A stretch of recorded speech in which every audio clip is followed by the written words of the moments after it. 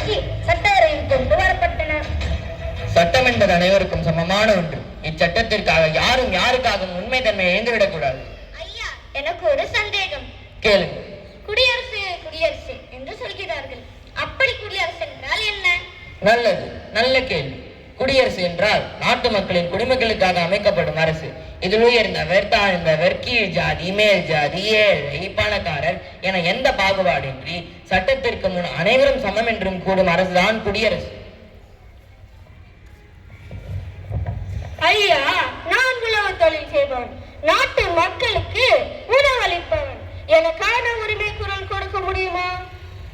உங்களுடைய சந்தேகம் என நன்றாக புரிகிறது. நான் உங்களுக்கு ஒன்று சொல்கிறேன். விவசாயம் மட்டுமல்ல, நெசவு தொழில், துப்புரவு தொழில், தச்சு தொழில் என அனைத்து தொழில் செய்பவர்களுக்கும் இச்சாசன சட்டம் அவரவர் உரிமைகளுக்கு வழிவகுக்கும். காட்சி 5. 1946ஆம் ஆண்டு டிசம்பர் 2ஆம் நாள் அரசியலமைப்பு சாசனம் உருவாக்கம் தொடங்கப்பட்டது. சுமார் 2 வருடம் 11 மாதங்கள் 18 நாட்கள் என 38 பேர் கொண்ட உறுப்பினர்களால் பல நூற்றுக்கணக்கான விவாதங்களை கடந்து 1950ஆம் ஆண்டு ஜனவரி 26ஆம் நாள் இந்திய குடியரசாக நடைமுறைக்கு வந்தது. என் அன்புக்குரிய மாணவர்களே, இந்த அரசியலமைப்பு சட்டம் உங்களுடைய உரிமைகளுக்காக மட்டும் இயற்றப்பட்டதில்லை. உங்கள் கடமைகளை உணர்ந்து ஒரு நல்ல குடிமகளாக வாழ்வதற்கும் ஒரு நல்ல சமுதாயத்தை உருவாக்குவதற்கும் இயற்றப்பட்டது என்பது நீங்கள் எப்பொழுதும் உங்கள் கவனத்தில் கொள்ள வேண்டும். ஐயா, நான் ஒரு ஆசிரியர். உரிமை என்றால் என்ன என்பதை மாணவர்களுக்கும் சற்று விளக்கும்படி கூறுங்களேன். உரிமை என்றால் தன் சுயசார்புடன் தானே நிலைநிறுத்திக் கொள்வது.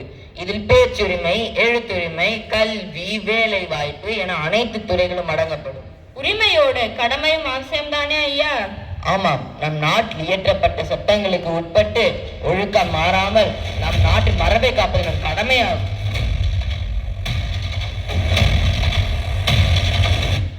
நாங்கள் எல்லையில் நின்று இந்த நாட்டின் பாதுகாப்பிற்காக எங்களின் உயிரையும் தியாகம் செய்ய தயாராக இருக்கிறோம். பகைவர்கள் நுழையாமல் இந்த தேசத்தின் நிலையை நாங்கள் தான் காக்கிறோம். ஆனால் ஐயா, எங்களை போன்ற ராணுவ வீரர்களின் உரிமைகள் பற்றி சொல்ல வேண்டும் நீங்கள்.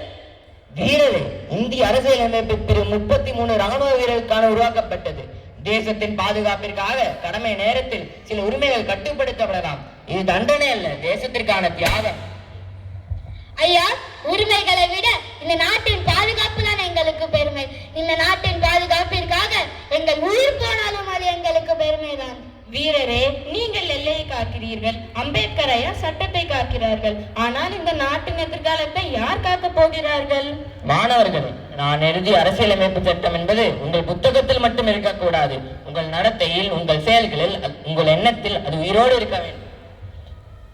மாணவர்களே, நாங்கள் எல்லையில் பயத்தை மறந்து நிற்கிறோம். நீங்கள் அநியாயத்தை பார்த்து பயப்படாமல் பேசினால் இந்த நாடு எப்போதும் தோற்காது. ஆசிரியரே, நீங்கள் எங்களுக்கு சட்டத்தை மதிப்பதை பற்றி கற்றுக் கொடுத்தீர்கள். அதை நாங்கள் வாழ்க்கையில் எப்படி பின்பற்ற வேண்டும் என்று சொல்லுங்கள்.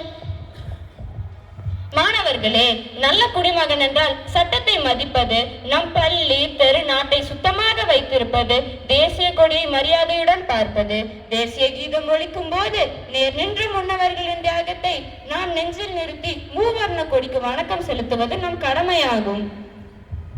ஆம், இந்நிகழ்வு ஒரு சடங்கல்ல, நம் தேசத்திற்கு செலுத்தும் மரியாதை. ஆம், தேசிய கீதம் ஒலிக்கும் போது நம் எல்லோரும் நம் நாட்டை நினைக்க வேண்டும். குடியரசு நாள் என்பது நம் ஒரு நாள் நடத்தும் நிகழ்வு. ஆம், அது நம் ஒவ்வொருவரின் பொறுப்பு. ஆமாம், அது நம் வாழ்நாளின் கடமை கூட. என் அன்பு மாணவர்களே, எல்லோரும் ஓங்கி ஒருமித்த குரலில் சொல்லுங்கள்.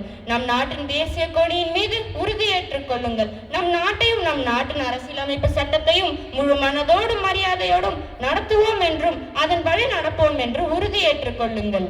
குடியரசு தினம் ஜனவரி